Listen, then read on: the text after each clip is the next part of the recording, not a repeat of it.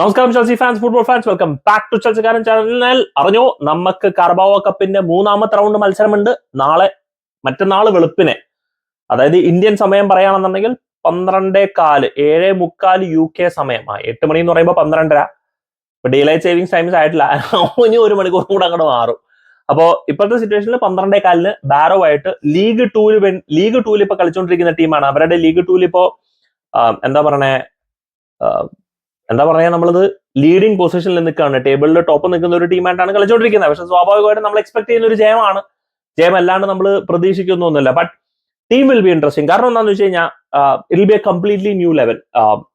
ഉറപ്പാണ്, ഇതുവരെ കളിച്ചിരിക്കുന്ന ലെവൻസിനെക്കാളും കൂടുതൽ ഒരു ലെവലാണ് ഞാൻ കാണുന്നു. മെറസ്കയുടെ ഇന്റർവ്യൂവിൽ വളരെ മനോഹരമായ കുറച്ച് ചോദ്യങ്ങളിലൊക്കെ അത് വളരെ മനോഹരമായ പുള്ളിക്കാരൻ വ്യക്തമായിട്ടുള്ള മറുപടികൾ. ജോഷ് അച്ചിയംപോങ് ടീമിലുണ്ടാവും, സെസറ കാസഡെ ടീമിലുണ്ടാവും, കാർണി ചുക്കുമെക്ക ടീമിലുണ്ടാവും, ആൻഡ് ബെൻ ചിൽവെൽ ടീമിലുണ്ടാവും. ഇവരൊക്കെ ടീമിലുണ്ടാവും. ആൻഡ് സാഹചര്യവും സിറ്റുവേഷനും അനുസരിച്ചിട്ട് ഈ പറയുന്ന പോലെ അച്ചിയംപോങ്ങും ടൈറീക് ജോർജിനും ഇവർക്കൊക്കെ ഗെയിം ടൈം കിട്ടാനായിട്ടുള്ള ഒരു സാധ്യത ഉണ്ടാവും എന്നുള്ളതിനെ കുറിച്ച് അദ്ദേഹം മെറസ്കോ ഹിന്റ് ചെയ്തായിരുന്നു. ആൻഡ് എന്റെ മനസ്സ് പറയുന്നത്, ഇപ്പോ ചെൽസി സ്ക്വാഡിൽ സത്യം പറഞ്ഞാൽ ഓവർലോഡഡ് ആയിരിക്കുന്ന 3 പ്ലേയേഴ്സ് ചിൽവെൽ, കാസഡെ ആൻഡ് കാർണെ ചുക്കുമെക്ക, ഇവർ 3 പേരുമാണ് ഓവർലോഡഡ് ആയിരിക്കുന്നത് എന്നുള്ളതാണ് എന്റെ മനസ്സ് പറയുന്നത്. ബാക്കി ഐ തിങ്ക് ദ സ്ക്വാഡ് സെറ്റിൽ. ഇവർ 3 പേരും കൂടെ ഓഫ് ലോഡ് ചെയ്യാനായിട്ടാണ് നോക്കിക്കൊണ്ടിരിക്കുന്നത് ഇപ്പൊ സ്ക്വാഡിലുള്ള സ്ഥിതിക്ക്. അത് മിക്കവാറും ജാനുവരി ട്രാൻസ്ഫറിൽ എന്തെങ്കിലുമൊക്കെ ഒരു തീരുമാനമാവും. Maybe Ben Chilwell might go. പക്ഷെ കാർണെ ചുക്കുമെക്ക നിൽക്കണം എന്നാണ് എന്റെ ഒരു ആഗ്രഹം. കാർണെ ചുക്കുമെക്ക ഗെയിം ടൈം കിട്ടിക്കഴിഞ്ഞാൽ അതിന്റെ പെർഫോമൻസ് ഒന്ന് ഇമ്പ്രൂവ് ആയാൽ എന്താണെന്നറിയില്ല. ബട്ട് ഡിഡ് ദ ബോർഡ് ഒരു ഇൻഫർമേഷൻ കൊടുത്തിട്ടുണ്ടോ മെറസ്കയോട്? എന്ത് വന്നാലും നമ്മൾ കാർണെ ചുക്കുമെക്കനെ വിൽക്കും, അതുകൊണ്ട് പുള്ളിക്കാരൻ അധികം കളിപ്പിക്കാണ്ടിരിക്കുന്നതായിരിക്കും നല്ലതൊക്കെയാണ് വല്ലതും പറഞ്ഞിട്ടുണ്ടോ നമുക്ക് അറിയില്ല. I want to see him stay back. Cesare Casere, another exciting talent. Unfortunately, നമ്മുടെ ടീമിൽ ഇപ്പൊ സത്യം പറഞ്ഞാൽ സ്പേസ് ഇല്ല. പിന്നെ പോരാതെ Lesley Ugochukwu is on loan. Santos സ്ട്രാസ്ബോർഗിലിട്ട് തകർത്തോണ്ടിരിക്കുകയാണ്.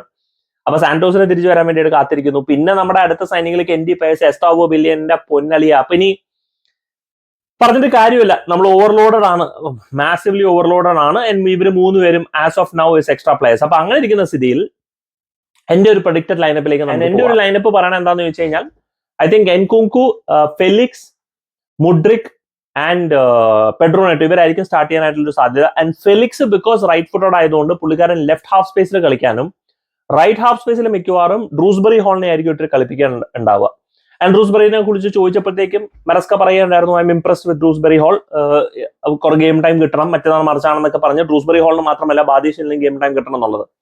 അപ്പോഴാണ് സിംഗിൾ പിവറ്റിൽ ആര് കളിക്കുന്ന എന്റെ മനസ്സ് ചോദിച്ചു. അപ്പൊ സിംഗിൾ പിവറ്റ് നമുക്കിപ്പോ തൽക്കാലത്തേക്ക് ഒന്നില്ലെങ്കിൽ എൻസോ, ലാവിയ, അഥവാ അതല്ലാന്നുണ്ടെങ്കിൽ നമ്മുടെ കൈസഡോ, ഇവർ 3 പേരാണ് സിംഗിൾ പിവറ്റിൽ കളിക്കാനുള്ളത്. പക്ഷെ ഇപ്പോഴത്തെ സിറ്റുവേഷൻ എനിക്ക് തോന്നുന്നു ഗബ്രിയൽ വേഗയ്ക്ക് ഒരു ചാൻസ് കൊടുക്കുകയും ബെൻ ചിൽവെലിനും ബാദിയഷിലും ദിസാസിയും along with Acheampong, Malo Gusto is available and Romeo Lavia ബ്രൈറ്റന്റെ കളിക്ക് അവൈലബിൾ ആവാനായിട്ടുള്ള ഒരു സാധ്യതയും കൂടി ഉണ്ടെന്നുള്ളതാണ് മെറസ്ക പറഞ്ഞിരിക്കുന്നത്. അപ്പോ ഗുസ്തോ അവൈലബിൾ ആയതുകൊണ്ട് ഒറ്റയ്ക്ക് തന്നെ പുള്ളിക്കാരനെ കളിപ്പിക്കാനായിട്ടുള്ള ഒരു സാധ്യത കുറവാണ്.